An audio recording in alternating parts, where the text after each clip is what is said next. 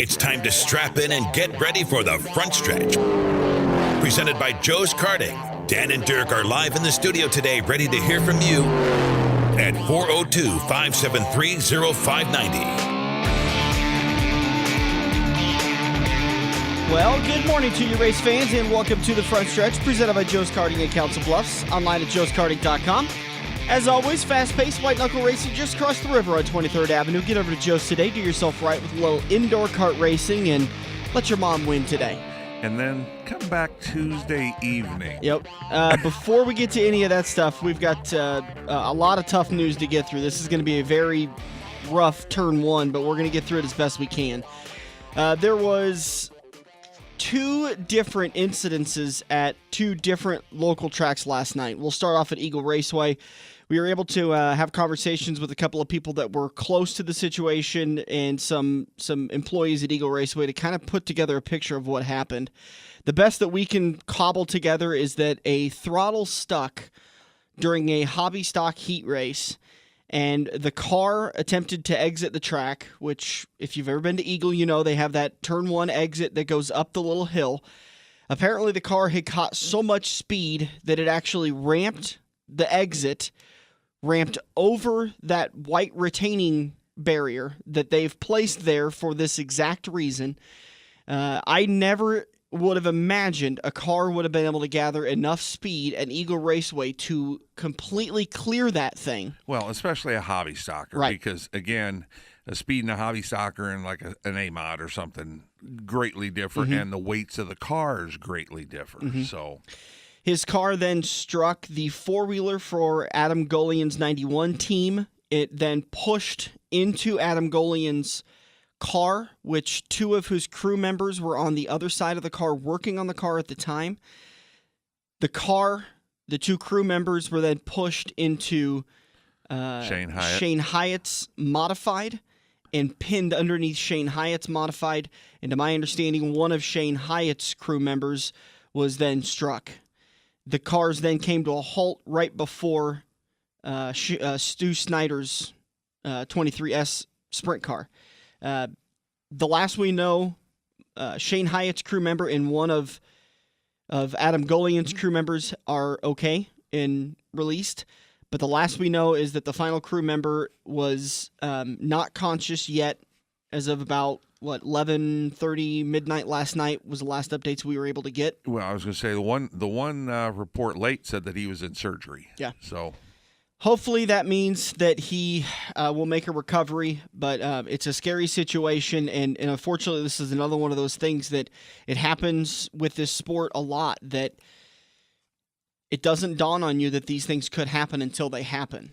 One of the first things I thought of was when we sit at Knoxville Raceway and we look over into turn one, how the top of the retaining wall keeps getting higher. And the reason why is because 4 different times they've thought they've added enough barriers to the top of it that no sprint car will get that high. And then sure enough, lap after lap, enough laps happen and a sprint car gets high enough, rolls over the top of it and lands on the highway right out in front of the racetrack. And then they add another layer.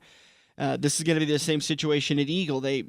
I would imagine that wall is 5 feet tall. I was going to say 4, but because I could see over it just a little bit, and I'm 5'9", so I would imagine 5 foot tall. So that car caught some pretty good air. That's going to have to go up to probably 8 foot tall now, and really protect those drivers. So scary situation at Eagle Raceway. We'll try to keep you guys updated on our Facebook page the best we can. The good news is no one's passed away.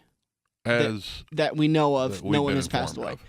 Then we're hearing, as we're driving back from Kansas Speedway last night, we're hearing that the same thing happened at Adams County Speedway. Well, I shouldn't say the similar. same thing. A track official was hurt. And I'm going to give you the official statement from Adams County Speedway. We were able to talk to Bob Harris, who's been a great supporter of this show and is a great guy all around.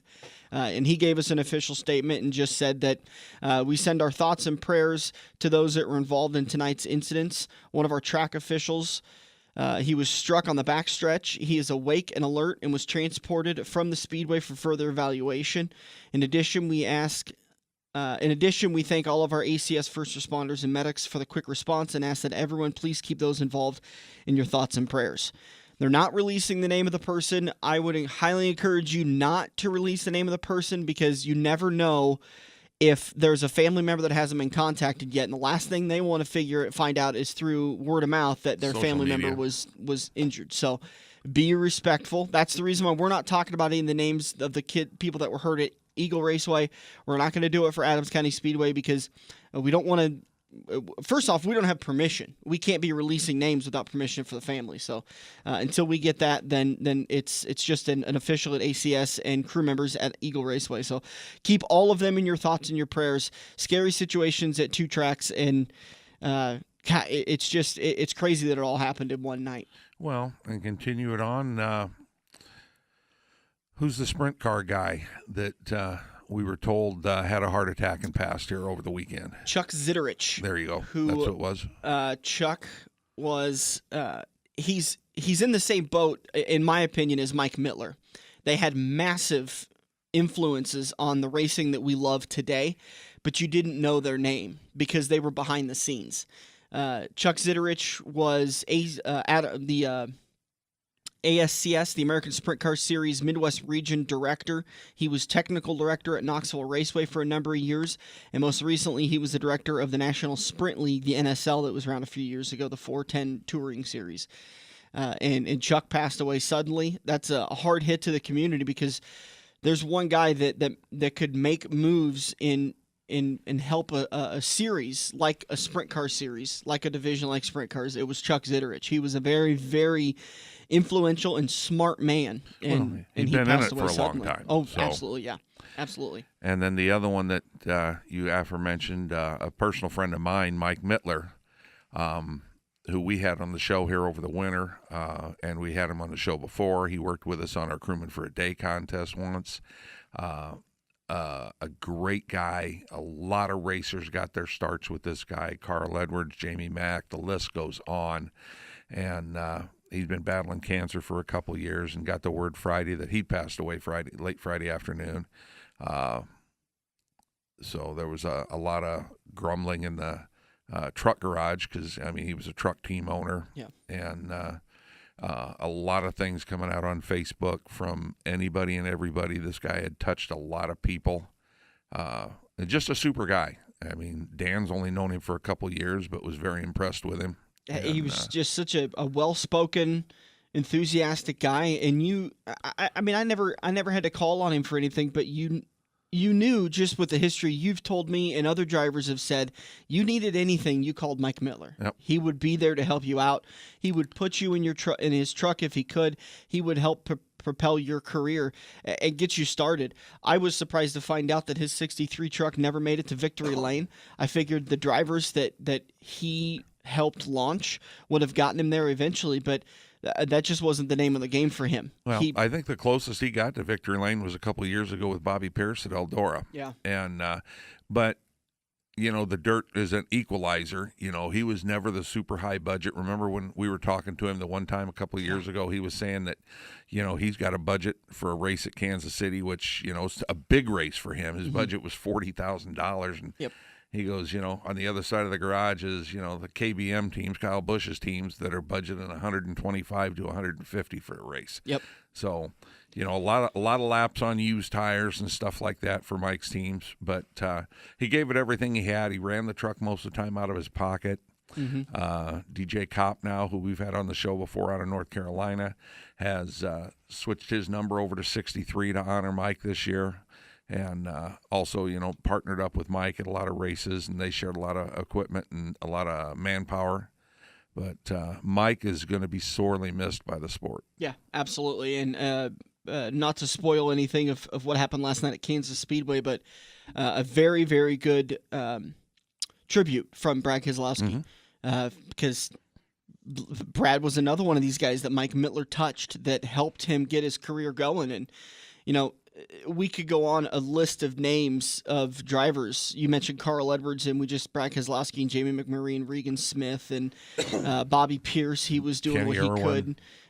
he could. Kenny Wallace's tribute on his Twitter page was awesome. Well, the Wallaces are from right there in Yeah. the St. Louis area, so, you know, they've known Mike forever. And, I mean, Mike used to actually pit Rusty's ASA car. And, I mean, guys in the racing industry all over the world have bought tools from Mittler's. So The amount of Mittler Brothers machines that are in race shops all around the country is insane. all around the world, ain't just the USA. It's all over the world for that stuff. So we mourn the passing of Chuck Zitterich, a local sprint car director and an influencer, and we mourn the passing of Mike Mittler, Truck Series owner and starter of careers for many, many drivers that you love today. And we pray for the speedy recoveries of those that were injured at Eagle Raceway and Adams County Speedway. Coming up this Tuesday night, I am going to get I'm going to do my best to whoop Tracy Weber's butt. The trash talking on Facebook has gone on and on and on. And at some point in time, I just got to put up or shut up. So Tuesday night, come on down. They're going to have the slick track on. You can and they make it an oval track at Joe's Karting, and they put on a slick tire so that you lose grip really quickly. And you could come out and race. I'd be more than happy to turn a couple of laps with you if you want me to. But I'm going to get down there and. Well, you want people just to run up and keep kicking you? Is that what you're asking them I'm to do? I'm actually hoping that I can get enough people on the track with Tracy and I that lap traffic Maybe find stops a blocker. yeah. That's going to happen this Tuesday night at Joe's Karting. It's a once-a-month thing that they do this, something a little bit special. So come down and try it out. It's a lot of fun. I know Bryce Walker, who's a Sport Compact driver, has been messaging me. He wants to go down there and try it out. There's been a lot of dirt drivers in the area that want to try it out. So Tuesday night's your opportunity, and you can come down and watch me get embarrassed or watch me embarrass Tracy Weber. It'll be happening on Tuesday night. I don't know exactly, but I get off work at about 4 o'clock, so probably thinking 5:30 or 6. So. I know you're going to be down there with the Facebook Live of the front stretch, so we'll see that. Let's recap what happened at Dover and Kansas. And Dirk, I'm telling you, last night we were listening to this race and watching it, and you couldn't have gotten the tale of two different races between Dover and Kansas. And I heard a couple of officials yesterday talking about it, and it makes sense. The Dover race was very, very calm race. And a little bit of a scary race for a lot of drivers. They were running speeds that they weren't used to running at a track that is scary enough as it is. But with it getting rained out and in the shortened week, a lot of those drivers just wanted to get out of there. And they just wanted to get the weekend over with, get the race over with. And so they didn't push the limits as much as they probably could have. We wish they should have. We wish they would have. But they wanted to take it easy because they didn't want to cause a bunch of cautions and tear up a bunch of equipment for a bunch of work to be done on a shortened week already, and then it was even more shortened because they went from Monday at Dover to when they get to Kansas on Thursday. Yeah, they started practice Friday. But listen, a lot of what we're talking about here are some of the smaller teams that don't have 63 cars in the garage. I mean, your KBM boys, or not KBM boys, but Joe Gibbs boys, but like Kyle Busch and stuff, they were still out there. They were sticking it to it. They were going after it. There wasn't a whole lot of holding back there, but you had a lot of cars a lot of laps down because they were just out there running around in circles just to go ahead and get some laps in and not tear up the equipment. So 11 cars finished on the lead lap. Yeah, 11. That's a lot. But that actually, I shouldn't say that's a lot. That can be very typical at Dover because it's a tough track to run away and hide. Yeah, but they normally have so many cautions late in that race that guys are taking the wave around and whatnot. Yeah. Similar to last night's race when what was it? It was around lap 30 when they had the caution, and we had been talking because I had Alex Bowman picked in the fantasy, and he was leading at that time, and I said Busch will beat him out of the pits, which Busch did. Then Busch gets the penalty and has to go to the back of the line with, I think the restart was 27 laps to go or something like that, and he ends up in 30th place. Yeah. He had contact late in that race that stopped with his teammate momentum Eric forward. Jones, but yeah, it's still, like, how do you go from leading and you get a penalty and then you finish clear back in 30th? It was just crazy. Back to Dover. That was a crazy night last night. We're going to get to that in just a minute. Back to Dover. Joey Logano ends up winning stage 1. Martin Truex Jr. wins stage number 2, and he ends up winning the race. Walked away with 50 points on the day, led 132 laps. Chase Elliott was your lap leader, leading 4 different times for 145 laps. Your top 10, Martin Truex Jr., like I mentioned, Alex Bowman with a great top finish, coming home runner-up. Kyle Larson in third, Kevin Harvick in fourth, and Chase Elliott in fifth. Eric Jones in sixth, Joey Logano seventh, William Byron in eighth, Clint Bowyer in ninth, and Kyle Busch rounding out your top 10. Didn't really see a lot of surprises as far as drivers back in the pack. Maybe Ricky Stenhouse Jr. finished at 33rd.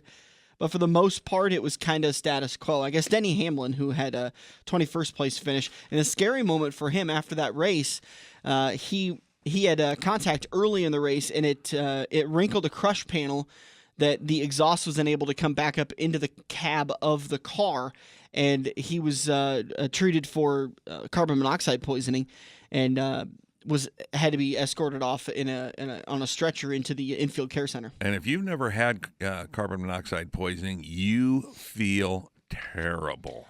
I want to say I've had a touch of it, and it's because of an old indoor karting track that didn't circulate the air near as much as Joe's Karting does. And when I first started working with Joe's Karting, I told them that story, and they go, "Don't worry, we circulate it 10 times more than they did per hour. You'll be fine. You're still going to smell a little bit of fumes, but you're going to be much better."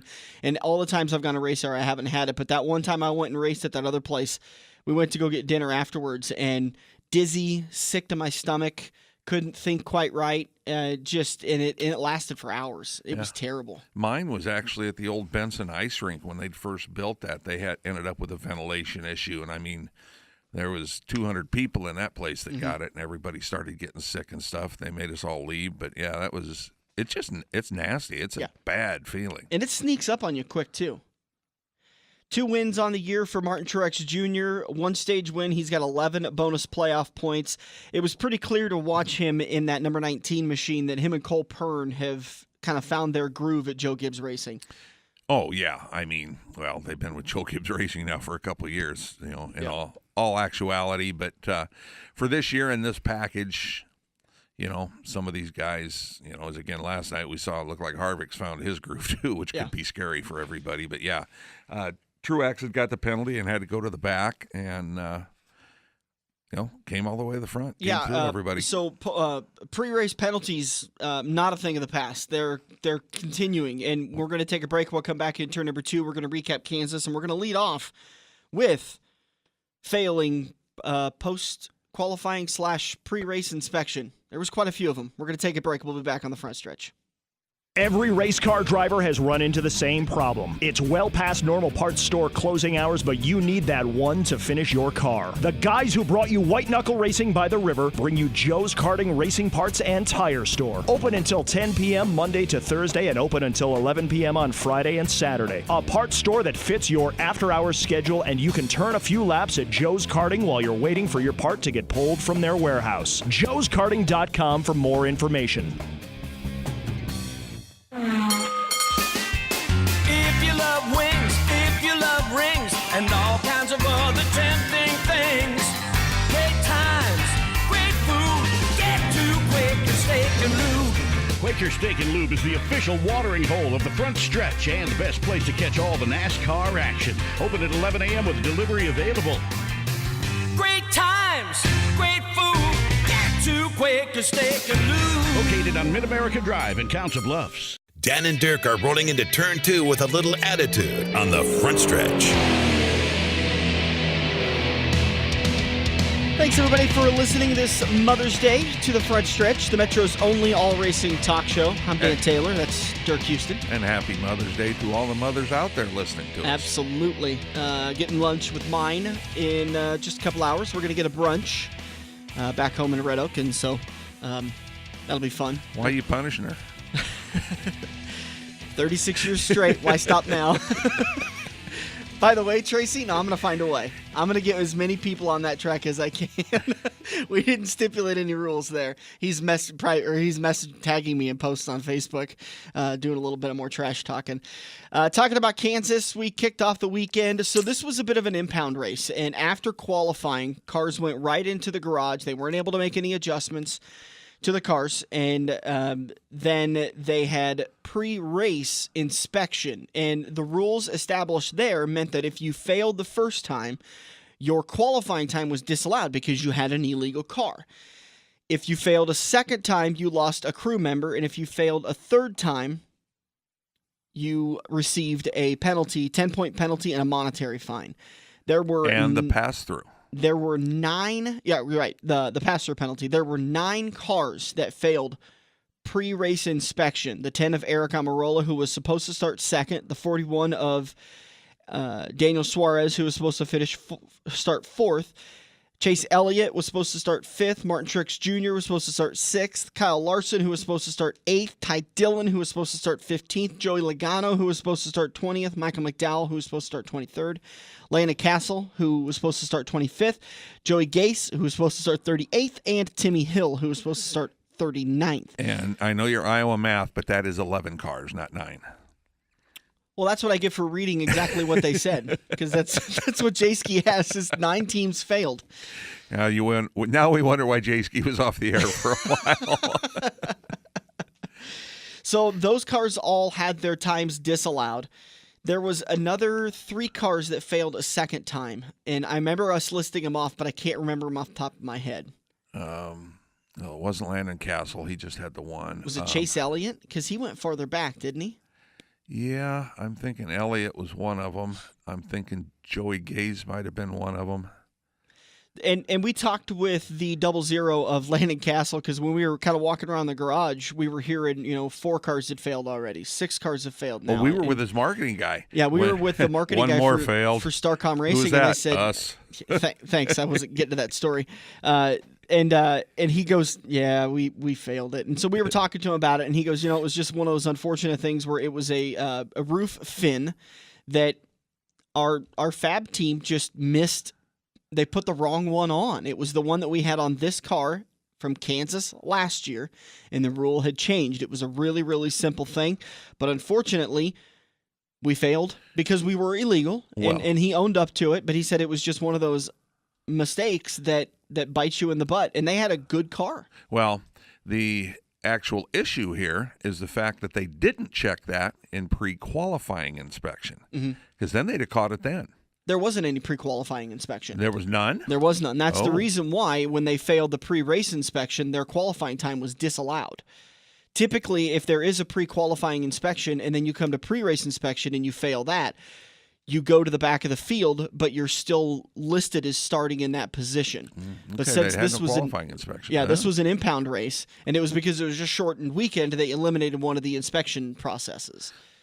Well, I mean, I saw a lot of cars going through inspection on Friday before qualifying, so I assumed they were doing a regular inspection. So that must have been practice, but anyway, so the point of the whole thing, inspection issues still continue, and you and I joked about it several times. This is all NASCAR's fault. They have too many rules in the rule book, and all over Facebook. They just need to get rid of the rule book and let them go race. And boy, you want to talk about the demise of this sport? Let's throw away the rule book, because then you're going to talk about there being 10 cars out there, because they're going to be able to afford to throw as much money into the cars as possible.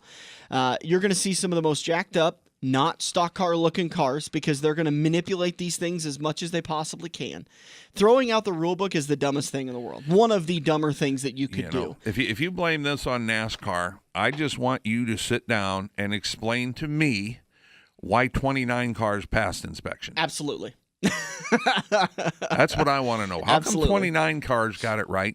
And as we were joking in the morning, if this inspection goes and they dump all 4 of the Stewart-Haas cars who'd qualified 1, 2, 3, and 4, how weird would that be? But how weird is it that the first place car and the fourth place car, both Stewart-Haas cars, pass inspection, but second and third don't? Yeah. Yeah, of course, the fix was in from NASCAR again to get Boyer on the front row so he could win at his home track. But, the fix is always in with you. The two things, the fix is in and Edwards is coming back. Well, that's what would have happened. If Boyer's car would have pulled into victory lane, Carl Edwards would have jumped out. Absolutely. You're absolutely right.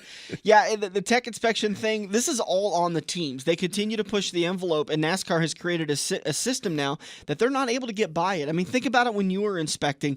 Some of the creative things that the teams came up with to get by you guys, and they would get by for 3-4 weeks before you guys would see it, notice it, catch it, and then put an end to it. Well, it kind of depended. We had races where the inspection was huge, like Daytona. First race out of the year. I mean, everything was pretty much buttoned up tight. But you'd get to a short track race and you were only hanging 3 templates on the car or truck, etc. So there was a lot of room for them to play around. And if you came back to that track later, say Bristol or Martinsville, wherever it happened to be, Richmond, you might hang different templates on that you didn't hang the first time, and everything was out of whack. Right. So there's you guys would find things that they would do, and then you'd have to create a new system for catching it, and then you would catch a couple of teams, and then the teams would get in a line. NASCAR's created a system that is catching a lot of teams off that they're not following the rule book. I mean, it's plain and simple. It's not a rule book. These aren't rules that were created after Dover, and they said, oh, you guys already had your cars built. Nope, you got to change this. The cars have pretty much stayed the same since the rule book, for the cars at least, since they hit the track at Daytona. Yeah, this year. There has been some slight modifications. There has been some considerations. We did hear earlier in the week that they modified the aero package for 3 of the racetracks. Kansas was not any of those tracks. So to say this is NASCAR's fault is being a little bit short-sighted, and you're buying into what the teams are telling you. Well, with the race they had last night, if they change anything in the rule package for Kansas Speedway when they come back in the fall, it'll be a big mistake, because that's the best race that track has had in a long time. Absolutely. That was amazing. And I'll go back. This isn't just a NASCAR problem. I see it every night at Eagle and I-80. When somebody gets caught there, the track's out to get them. Their scales aren't calibrated properly, even though 15 feature winners and heat race winners went by just fine. There is always something. It's never the driver's fault. And if you buy into what the drivers are telling you, you're not getting the full story. Anyways, let's get back to Kansas Speedway, the recap. Dirk, you and I both agreed this was the most exciting race. You just said it. This was the most exciting race we've seen at Kansas Speedway in a very long time. And if we come back with the same aero package and a cooler track in October, you're going to see butts in seats, because that was edge of your seat, exciting racing every single lap. They were 5 wide at times. I don't know if they can have a cooler race, because it was like February kind of down there this weekend. I mean, when the sun came out, it was comfortable. Yeah. But boy, when that sun dumped behind a cloud, it was like the temperature dropped 20 degrees, even though it didn't. It certainly felt like it. You saw a lot of gloves and a lot of stocking caps being worn down there. And those poor the pit teams, that every time that it was time for them to get back up on the wall and go to work, they'd be stretching. They'd be even more, because they were cooled down and their muscles were tense again. So they'd be stretching and running up and down pit road, trying to get a little heat back in their system and loosen up a little bit. And, I was really impressed with some of the drivers we heard up in the front late in that race. Tyler Reddick, who was only in his second Cup Series start in the 31 machine at Richard Childress Racing, ends up finishing 9th, but he was up as far as 3rd. I was going to say, second, I think he was running 3rd right there towards the end. Ricky Stenhouse Jr., who I like the guy. He's been great to us on the show. He's been in the way at times. This time, he was a man on a mission. And he didn't hit anybody. Yeah, he had a great car. Now, Eric Jones, on the other hand, was trying to hit everybody. Eric Jones is not on the Clint Boyer Christmas card list this year. He's not on the Kyle Busch list either, because that's who Kyle Busch had contact with late in the race, was his own teammate. Yep. And so reviewing the race recap, man, you and I both, even though you picked him and I didn't want you to win the race, you were pulling for Alex Bowman. I was pulling for Alex Bowman because he's had such a good last handful of races, and he really had a strong car. Unfortunately, his inexperience caught up with him. Well, we are going to hear, because we keep hearing there's these oddball stats out there, and I don't know who bothers to keep them, but Kyle Busch lost his streak, 11 top 10 finishes to start the season. He was tied with Morgan Shepherd. Well, he lost that streak last night, so he's going to remain tied with Morgan Shepherd. But Alex Bowman's got 3 second-place finishes in a row, a 1.5 mile track, a 1 mile track, and a super speedway. Yeah. The next race when they come out, nobody's ever done this. This is a new record, Or, well, it's been done 12 times before. Whatever it happens to be, somebody's going to be talking about that for a while.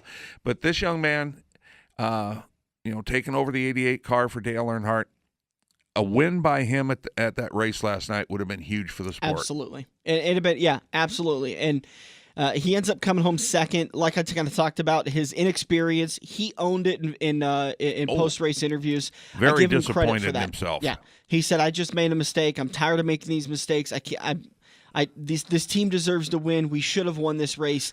I just picked the wrong line every single time." And I say back off just a little bit on the harping on yourself, buddy, because that's Brad Keselowski. I mean, like him or not, Brad Keselowski is not new to this sport. He has snookered many drivers with faking you out and thinking he's going to go one way, and then all of a sudden he goes high, or when you think he's going to go low, and or you think he's going to go high and he takes the middle groove and he gets by you. He's snookered a lot of drivers, and he spent a lot of time in the Xfinity Series learning how to do that to drivers. Well, I think that issue that specifically happened last night, I'm going to place more blame on the spotter. Yeah. Because he should have been notifying Alex that there was a lap car on the bottom coming ahead, and you've got to go high. Yeah.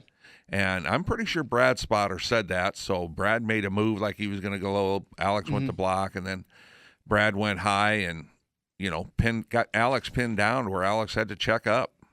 So Brad Keselowski ends up getting his third win on the year.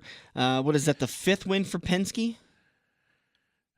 Fourth win for Penske. Fourth for Penske, and 30th win on Brad's career, which leaves him 9 short of Rusty Wallace's Penske 39 wins. So that's Brad's next target. Brad finished 7th in stage number 1, didn't finish in the top 10 in stage number 2, walks away with 44 points on the day. Alex Bowman finishes in that runner-up spot. Eric Jones in 3rd, Chase Elliott in 4th, and Clint Bowyer your top 5. Before we get back behind that, did you see the video clip of Clint Bowyer coming up on Eric Jones? No, I have not. I kind of wondered, and feel free, fans, by the way, if you want to chime in, we will gladly let you talk about this. But Eric Jones's move there, was it a bad move or not a bad move? As much as I want to see Clint Bowyer do better, and I wanted to see him win that race, I think Eric Jones coming up on the final lap has every right in the world to slide up and take away his momentum. And on the other side of that, I think Clint Bowyer has every right in the world to shove his nose into the back bumper of that 20 and put him in the wall. but like Clint said, if I'd have done that, I'd have probably ruined both of our cars, and there'd have been my night. So he did the smarter thing. He was pretty upset about it, but I think the right thing happened. I have absolutely no problem with Eric Jones doing the block, and I would have no problem with Clint Bowyer moving him if that was the case. So Clint Bowyer comes home in that 5th spot. Jimmy Johnson with a good run last night. Finishes 6th, Kurt Busch 7th, Kyle Larson 8th, Tyler Reddick with a top 10 finish in 9th, and Chris Buescher in 10th. Chris Buescher was another one that had a very, very good run going for him in that 37 car for JTG Doherty Racing. And we had a nice chat with Chris earlier during the day. We were able to talk to him a little bit with Ryan Preece, and I mean, we got to talk to a lot of drivers, just kind of pleasantries and whatnot, but in that respect, we had a good weekend. Yeah, absolutely we did. It was a great weekend down at Kansas Speedway. We can't thank everybody down at Kansas Speedway enough for their hospitality. And, of course, thank you to Starcom Racing for partnering with us with the Crewman for a Day contest. I know Karen and Rob both had an amazing time. And they said, we've gotten to do a lot more things this time, with it being our second time down there. Last time Karen won the contest, this time Rob won the contest. And they said, if we go for if we win it a third time, I think we'll pass it on. But I think they've changed their mind because they were a little more used to what they were able to do. And so they were able to explore the garage a little bit more and kind of see things in a different tone. And they got to experience it for a whole second time, almost through a second set of glasses. So it was a really cool experience for them. And last time, it was just October last year, wasn't it? I thought it was the May race. I think it was the May race. Was the May race for them? Okay, and but they turned around and they had a bunch of family down there. Mm-hmm. So I think it was Rod that went up and sat with the family in the grandstands and stuff. So she was just down there during the race, and so they learned it's kind of tough to split your time if you've got this deal going on. But I know they had a good time. Yeah, they were out there before the race, hanging out, taking pictures up there on the grid, and she grabbed Kyle Larson when he was walking by. He didn't appreciate that. I'm just kidding. Oh, no, he stopped. She wanted a picture, and she explained it to him, so he posed for a picture for her. Yeah. And There was somebody standing there, and I can't believe how little he is. But they got to Starcom treated them great. They hung out with the team all weekend long. They were asking questions about the car. They got to meet and greet with Landon Castle and Derek Cope, and then the team fed them and put shirts on them, and it was just a really fun experience. And coming up in turn number 4, we're going to announce the Iowa Speedway contest. Coming up in just a couple of weeks, what you'll need to do to get set for that and how to get registered for that. So Kansas pretty much in the bag. Kyle Busch, like you mentioned, ended up finishing 30th. Kevin Harvick finished 13th. He was my pick for the weekend. I thought he was going to do much better. I thought he would do a lot better when he restarted 9th with 2 fresh tires, but that didn't work out very well for him and I, so he is relegated to a 13th place finish. We're going to take a break. We're going to sit down with Reed Sorensen and Ross Chastain coming up next in turn number 3. We got to talk with them Saturday morning in the garages before the Saturday night Cup Series at Digital Alley 400 at Kansas Speedway. So we'll be back coming up on the front stretch. First Detail Supply at 102nd and J offers you the same professional-grade products that are used in detail shops across the United States. With the high-quality detail products and the guidance you'll receive from First Detail Supply, your car, truck, motorcycle, or boat will shine with a lasting finish. Find out more about First Detail Supply by stopping in at 102nd and J Street or check out firstdetailsupply.com. Don't forget to mention Front Stretch and receive 10% off your purchase. Every race car driver has run into the same problem. It's well past normal parts store closing hours, but you need that one to finish your car. The guys who brought you white knuckle racing by the river bring you Joe's Karting Racing Parts and Tire Store. Open until 10 p.m. Monday to Thursday and open until 11 p.m. on Friday and Saturday. A parts store that fits your after-hours schedule, and you can turn a few laps at Joe's Karting while you're waiting for your part to get pulled from their warehouse. joeskarting.com for more information. Feather the brake and get back to the gas. Dan and Dirk are headed into turn 3 on the front stretch. Yeah, Dirk, you just reminded me. Say it again. Those raisin oatmeal cookies. They're so good. They fed us so well this weekend in that media center. That chicken, shrimp, and sausage dish yesterday was pretty good. And I came off my diet just a little bit, didn't I? Maybe the 16 cookies you had each meal might but have they're been a little oatmeal much. raisins, so they've got to be good for you, right? Oh. Right? Yeah, they were those, like I said, I had a chocolate chip cookie that one night. Oh, no. They got to put more oatmeal raisin out there next time. I noticed they were doing a little bit of a trick now. They would bring out 2 things of chocolate chip cookies and then wait about a half an hour, and then they would bring out the oatmeal raisin cookies, and they would let all the kind of quick, the media members that just run in and grab something and run out, they'll let them get all the other stuff, but we get the good stuff.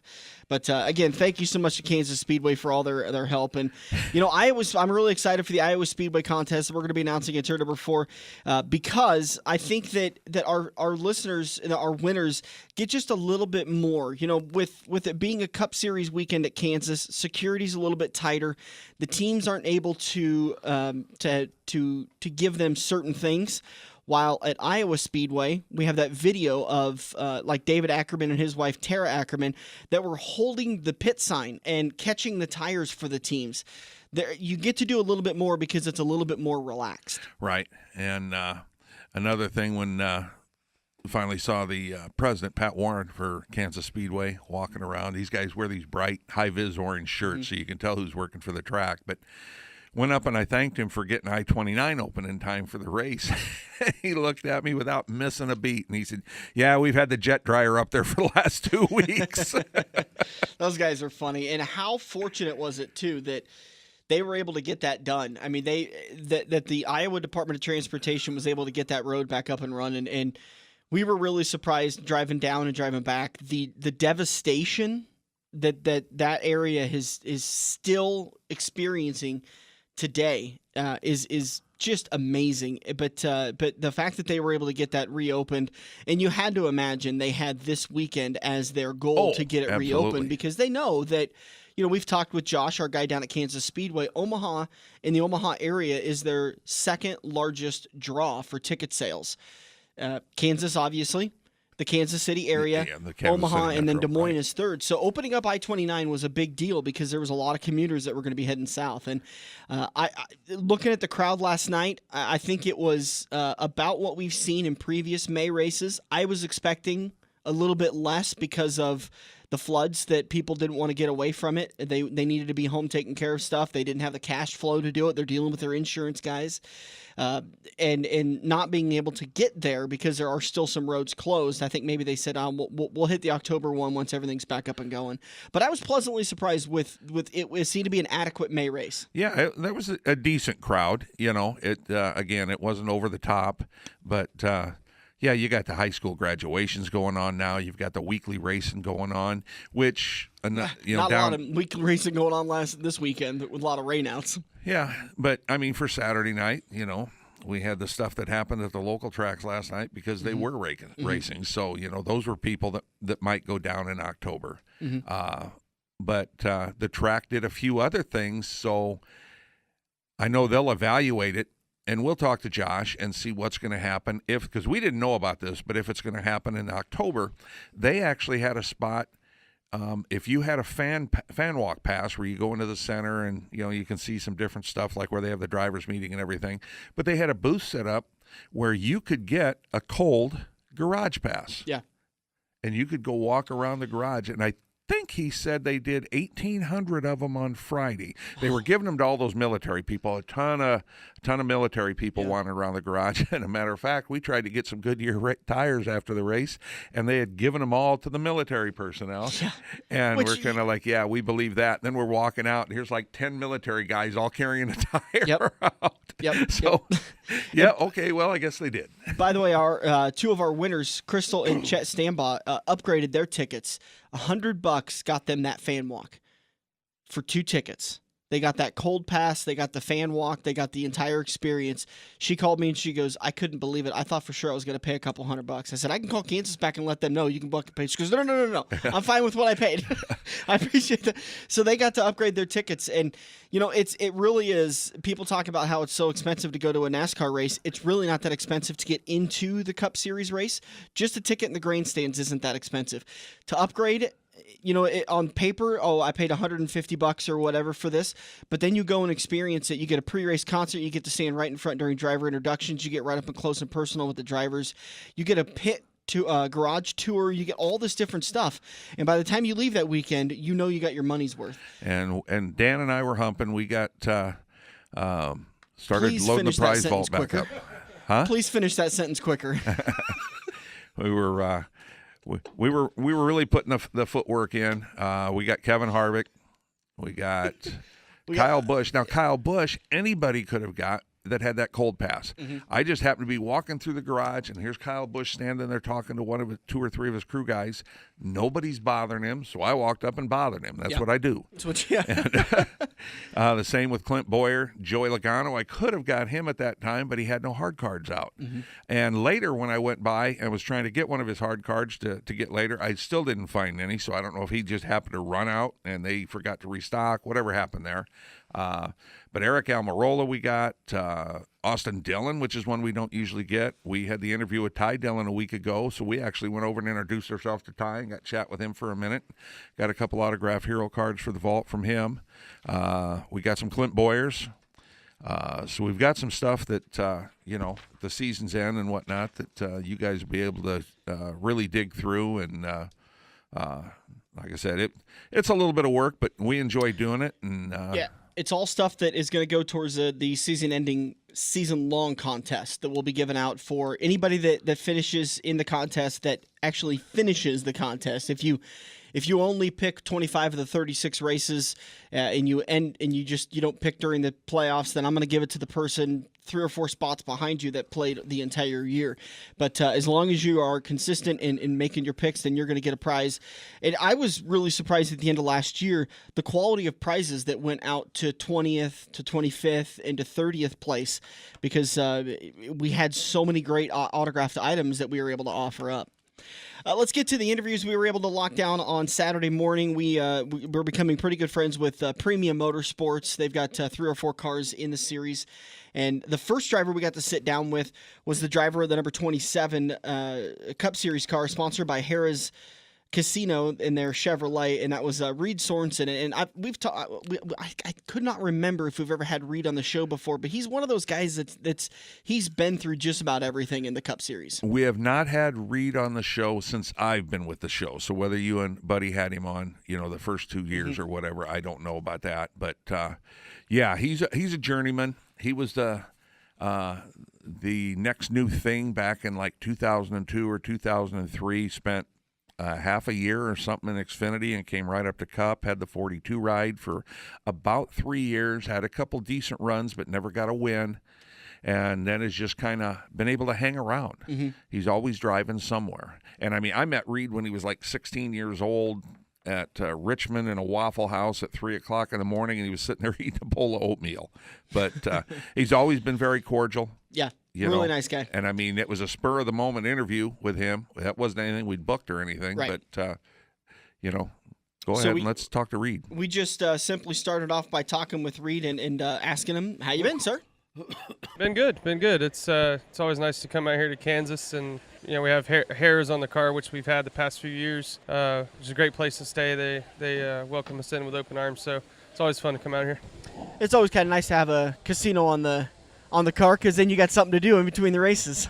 Yeah, and I didn't really gamble too much this time around, but yeah, they have great restaurants. The guys on the team enjoy going there, and like I said, they're a partner on our car, and we enjoy having them. And you talked about the restaurants last fall at the October race down here. We went to the 37 Steakhouse over there for dinner with a group of people. Yeah, it's excellent. When you come here and you stay in hotels that don't have any type of good restaurant entertainment, it can be boring pretty fast. So it's nice to have a little bit of change in pace, and you don't have the traffic of Vegas either, so it's kind of nice. yeah, there is that. But you do have to deal with the weather, and sometimes it's a nice thing, and other days it's kind of odd, because you come to Kansas in May and you expect it to be, you hope for it to be beautiful, you wish for it to be beautiful, and then it's 55 degrees. Yeah.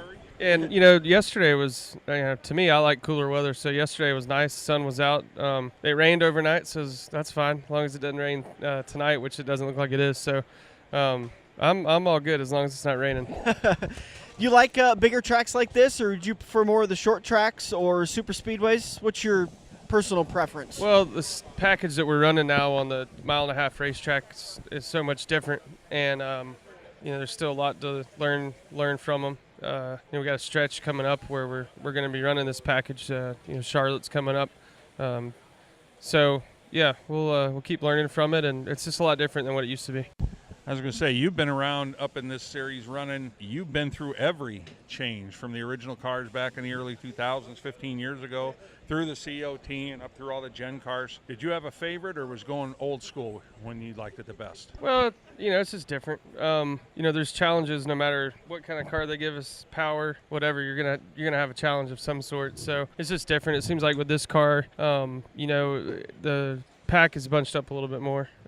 For us, we have the group of cars that we race, and we try to do the best we can to beat them. And the spoiler, as big as it is, does put a big hole in the air. So you definitely got to hunt for clean air, which we've always had to do at bigger tracks, is try to get air on the nose, but probably even more so now with this package. I've often heard that racing back in the 15s to 25s, even into the 30s, is probably some of the hardest racing you'll ever do in your career. Guys up in the front, top 5, top 10, they've got a pretty easy handling car, so it's not that hard. You've got a wicked car with wicked cars around you trying to keep it under control. Yeah, it's difficult, kind of on everybody. I've been spotting this year. I spotted some last year. I've been spotting this year some, and it's harder to spot as well. You're not only racing the guys you're racing against, but you're also having to try to give the leaders room when they're racing each other. So you got almost double the work per se. And if you're racing, like you said, up in the top 10, it's a little more calm up there, I guess you could say. And, they're just not quite having to do as much to try to have a good day. But we'll see what happens here tonight. I think it's, weather's going to be cool. There should be lots of grip. And good thing about Kansas, the track you can kind of run all over. So I think you'll see people from bottom all the way to the wall. Maybe you can give us an insight on something we just had. We just had a friend send us a text with a picture and said they're watering was it turn 3? Turn 1? Washing it or something? That's all we could think of, is there must got some dirt on or something. Would that be the only thing they'd be doing?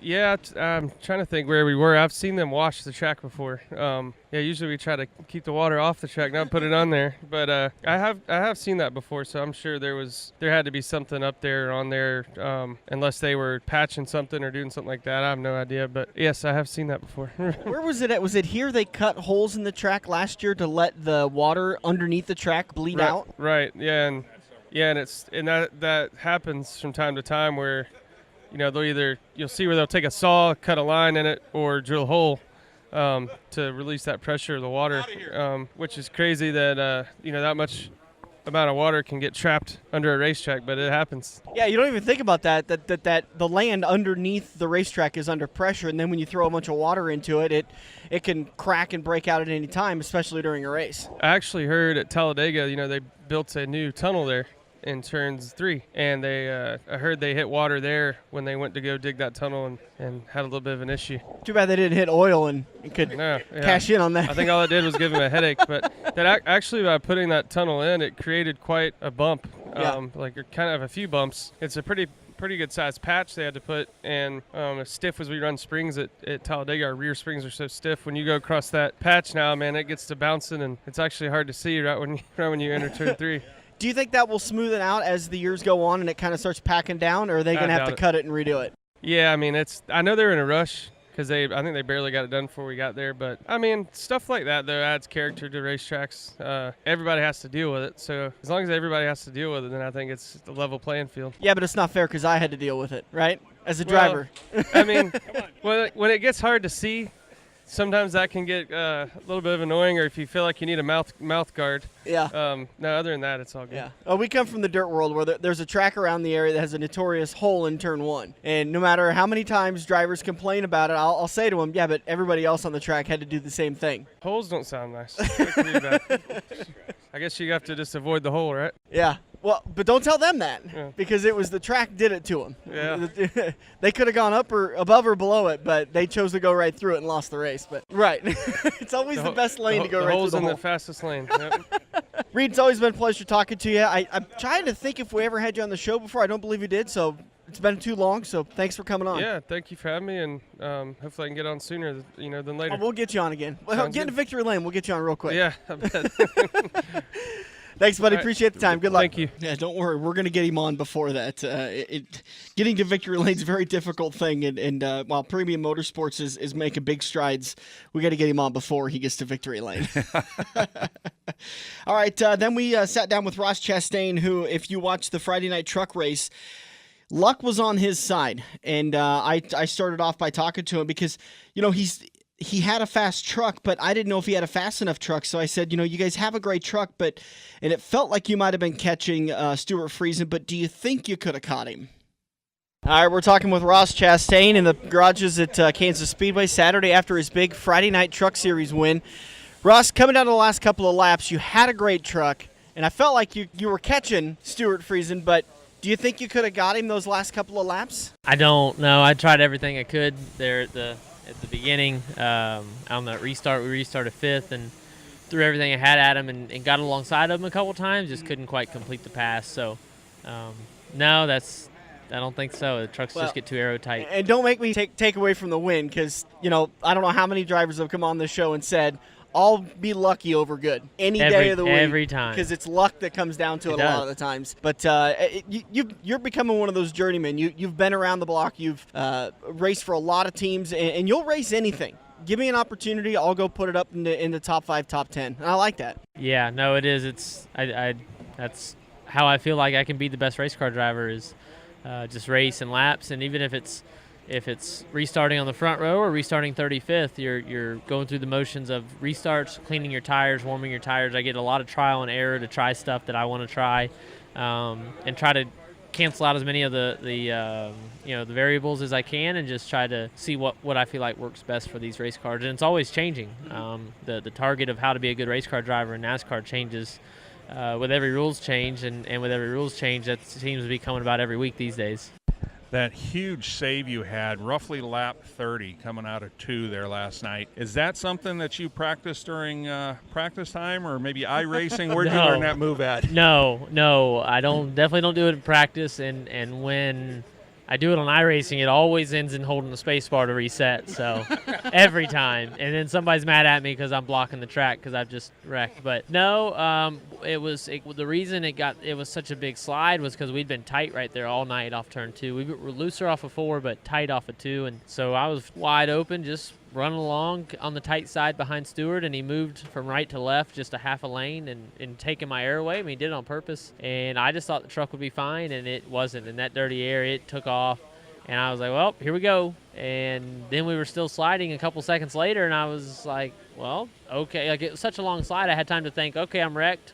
Okay, I'm still sliding, so maybe I'll just spin out to, okay, somebody's got to hit me or something's got to happen. Like, what are we doing? It just felt, it slows down in the moment. So, I was glad the camera caught it to show off how close we were to losing the truck. And I'm not trying to throw down a challenge or anything, but that was probably the save of the weekend. You don't have to try and beat it today. No, I will not. I will not try to beat it. Somebody else wants to take that title. I'm more than happy if they can. I like a lot of people that have been following you of recent have said that, he's obviously a good driver because when he gets the opportunity to be in good equipment, he's able to maximize it. And you've kind of taken that as a bit of a pride, a sense of pride that you can be that guy that could be up front racing. Just give me an opportunity. Yeah. Well, I mean, the team has to be there, and the resources. And Nice Motorsports all started back in the off-season when they hired Phil Gould and Lonnie Rush came in from Chevrolet and kind of consolidated a crew together. But we had all kind of got pushed out of other stuff. I mean, not truck-wise for me, but we all got Phil Gould, the crew chief, got let go from Roush. Lonnie got basically pushed out of GMS, and we were like, all right, well, we'll just do our own deal then and see what comes out of it. And we got the first win for Chevrolet in the truck. Good band of misfits have done great things. That's right. That's right. So we have a chip on our shoulder, and we're proud of it. Go on about our business. Is it showing that you have to have too much money, that it is too expensive to be in this sport, to be very competitive? It's just a business, so it's no different than if you wanted to open up a coffee shop. How are you going to compete with Starbucks? I mean, they got the brand, they got all the resources, they got the farms, wherever they grow their coffee beans at. I use that because of the farming side and us growing watermelons.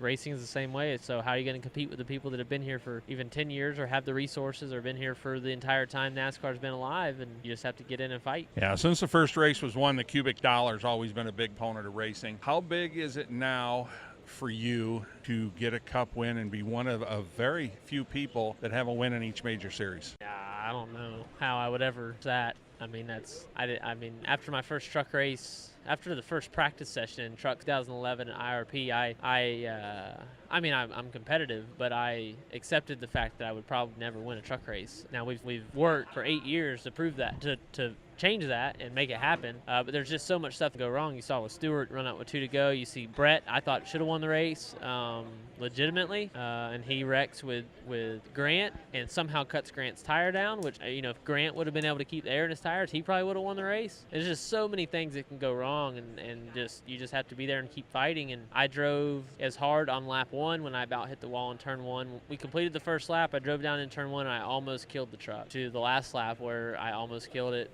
I gave myself a little bit of room in the last lap, but a big save with a few to go and just trying to drive as hard as I can, catch Stewart and keep Ben behind me. Drove as hard as I could from lap 1 to the last lap. It worked out this time for us. Yeah, you reminded me when you were talking about that. That was a pretty hairy first lap of the Truck Series race on Friday night. Yeah, I know. I love it. We started 6th and got the top rolling right away. Knew it would be there. Knew there was plenty of grip. They all funneled to the bottom and got choked up. And got to 2nd on the first lap. And then whenever we drove down in turn 1, I tried to go around the outside of Matt in 88. He didn't let me have it, and I about stuffed her in the wall, so I had to regroup and go back at it. I thought you were going to give the MRN guys a heart attack. They were trying to talk 100 miles an hour to keep up with everything that was going on the track, and then that was just lap 1. Yeah, yep. yeah, that's what truck racing's all about. But that's the great thing. I do love watching the trucks because it is the grassroots version of the NASCAR. You know, the Cup Series is the glitz and the glamour and the show, and the Truck Series is the grassroots. And it's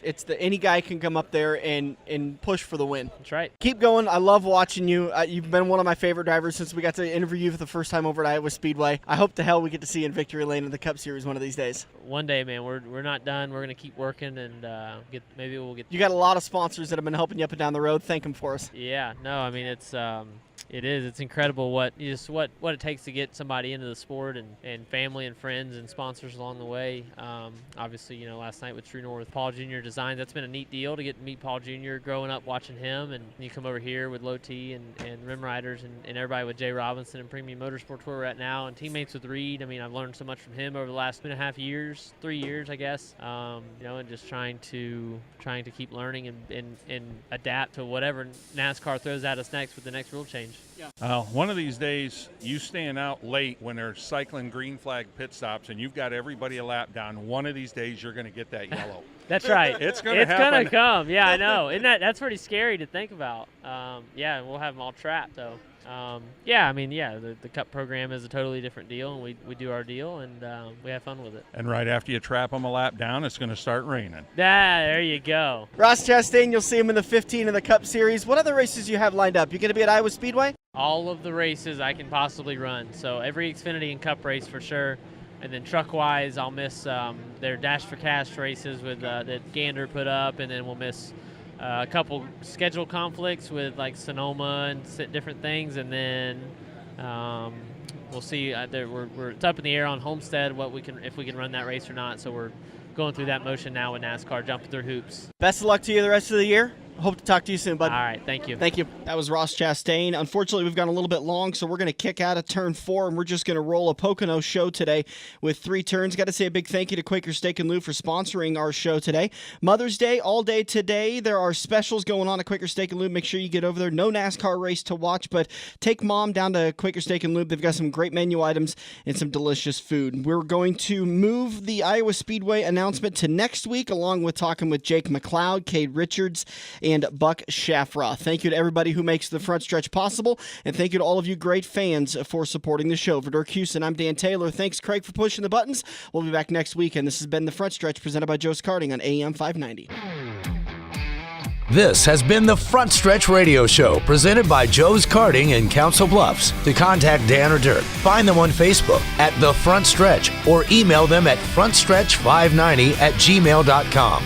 If you missed any part of today's show or want to hear a previous show, subscribe to the Joe's Karting YouTube page where you can find almost every Front Stretch show.